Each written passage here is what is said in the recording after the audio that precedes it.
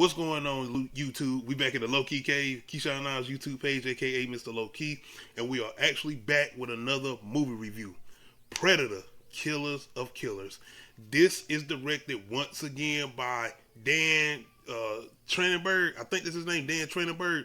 Either way, the director that did Prey. One of the best, if not, some were saying the best Predator movie out of the Predator franchise, even above the first one, which I would say no. First one is still up there, but this one right here might be coming in to make a legit argument of being the best Predator movie out of the Predator franchise. I ain't gonna front. It's hard for me to get into animated movies. So I was able to watch Creature Commandos, the James Gunn joint. I was like, cool. This though, I was locked in. I could not believe just how strategic and just plot wise how he was able to just put everything together once it did come together, because this starts off as an anthology story with three stories. You have one starting off with a Viking warrior woman, which is set in the AD. You have another one that's set in Japan with a Japanese samurai, and the last story is set on a World War II pilot. All three of these stories end up coming together towards the end, but it's really what's going on throughout the three stories as far as the anthology. First one, second one, and third one, all of these individuals, as far as the Viking, the samurai, and the pilot, end up fighting three different predators. And not only that, as far as this movie go, it's the fact that we're getting different looks at predators, different weaponry, and just different types of fighting styles. The third one in here, it might be one of my best ones, because we have never seen a predator fight in the sky.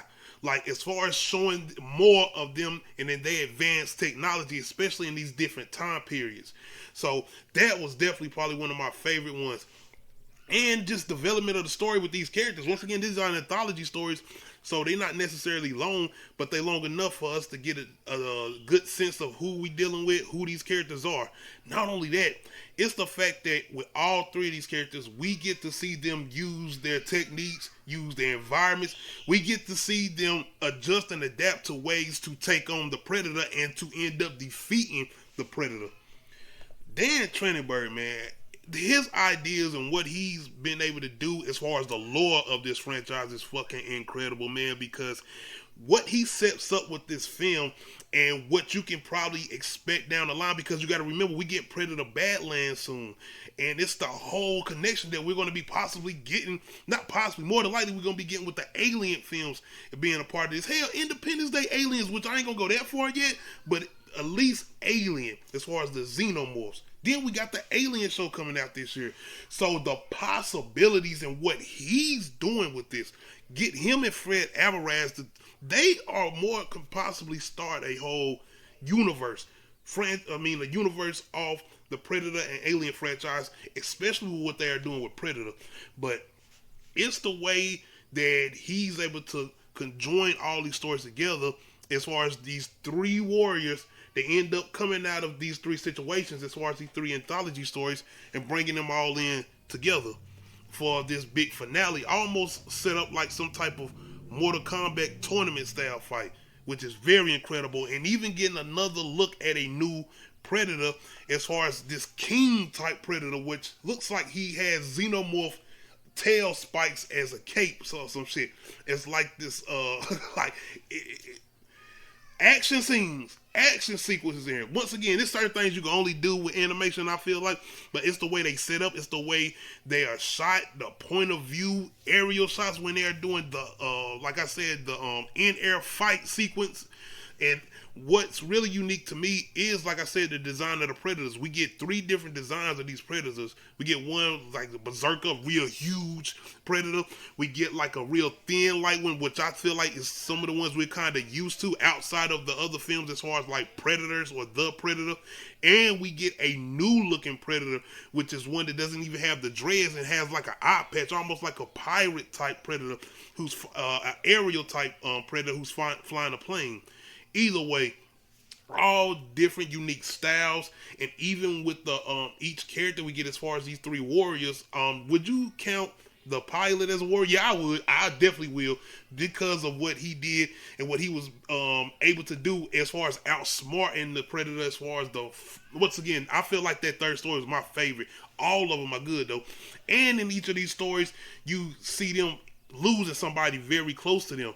So it's a very good build up until a great finale as far as getting all three of them together.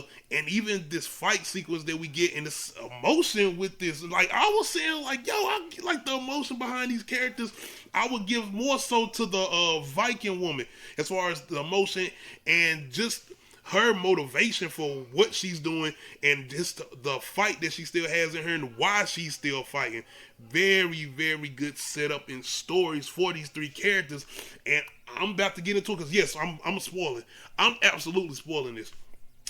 Once we get to this ending scene, though, with all three of them coming together to fight, the Viking woman ends up having to make a sacrifice for them, the last two, to get away as far as the fighter pilot and the samurai.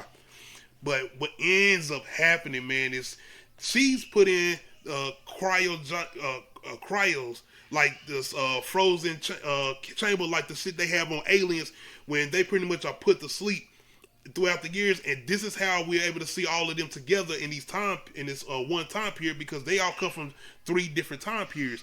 But the Predators have put them in this cryostasis where they're being put to sleep throughout the time. So what ends up happening is the Predators are collecting warriors who have been able to kill one of their own for them to come together to battle each other, and whoever last is standing gets to battle the king of Predators. But what ends up happening, like I said, is they end up joining together and taking out some of the Predators. And once again, the Viking woman ends up sacrificing herself, but they don't kill her. They actually put her back in cryo state, which basically frees her or whatever. And what we really get at this end is not only the tease of her still being alive, but it's the whole thing with the fighter pilot and the samurai. They get away, but the king predator sends a manhunt after them, like a whole full onslaught of army predators going after them. But once again, the ending. Yes, your girl from Prey, she is there, and they have captured her, and she is in the cryos. So now this is the whole build up, and now we are getting this whole thing with, are we gonna get to see Danny Glover? I mean, these niggas are old, don't get it twisted. Arnold Schwarzenegger. Think about the other ones as far as the survivors from from Predators, as far as Adrian Broder's character and the woman, I forgot their names, or the characters from The Predator. I know that movie wasn't as good, but still, if we're going to keep in the lore of all the movies and get all these characters that have survived the Predators movies together, man. But the tease of my girl from Prey at the end, letting you know that she will be coming back, but where are they going from here? That's the thing.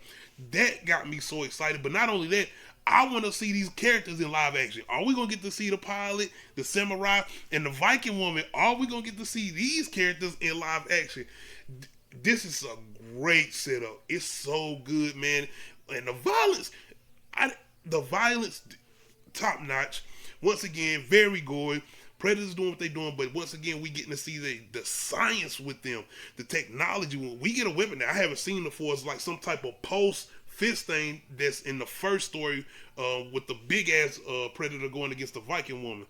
But yes, very good setup and tease for what we're gonna get down the line. Like I said, you only can imagine what we're going to be getting in Badlands, and I'm wondering if we're going to get the look at live action look at the Predator world that we got to see in this animated film, and the actual Predator King with the shit on his back, because in the Badlands trailer, it looks like we're gonna be getting another look at different forms of predators or whatever that we have got throughout the franchise or whatever.